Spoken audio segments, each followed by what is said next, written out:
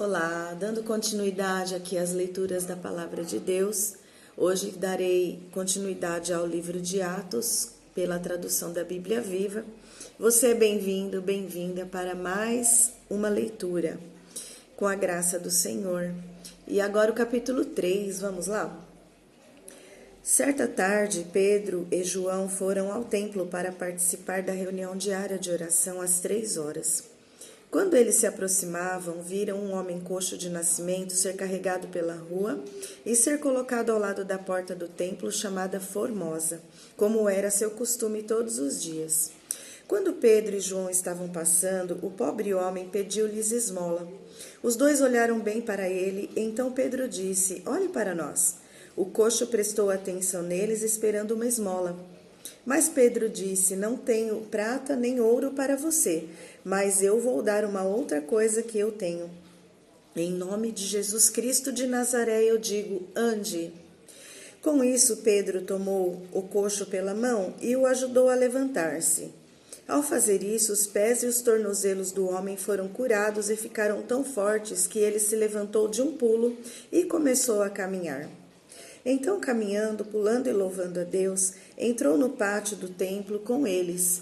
Quando os que estavam lá dentro viram o homem andando e louvando a Deus, reconheceram que ele era o mendigo coxo que haviam visto tantas vezes na porta do templo chamada Formosa.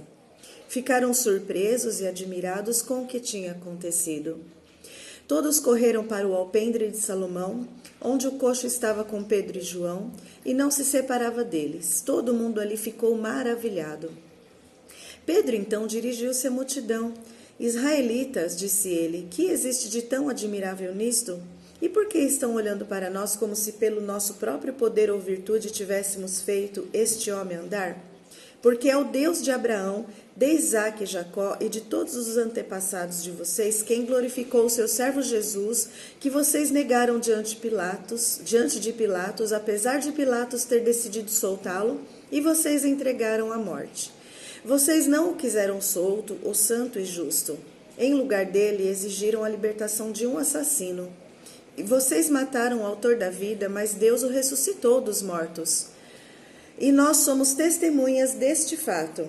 Foi o nome de Jesus que curou este homem, e vocês sabem que ele era coxo antes. A fé no nome de Jesus, a fé que vem por meio dele, é que produziu esta cura perfeita, como todos podem ver.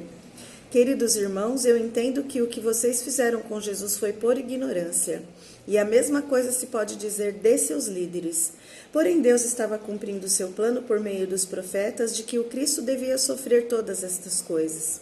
Agora, mudem de ideia e de atitude para com Deus, voltando-se para Ele, a fim de que Ele possa cancelar os pecados de vocês e mandar, da presença do Senhor, tempos maravilhosos de alívio, e enviar-lhes novamente Jesus, o Cristo de vocês.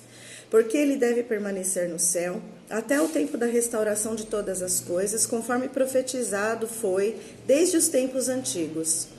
Moisés, por exemplo, disse há muito tempo: "O Senhor Deus levantará entre vocês um profeta que se parecerá comigo.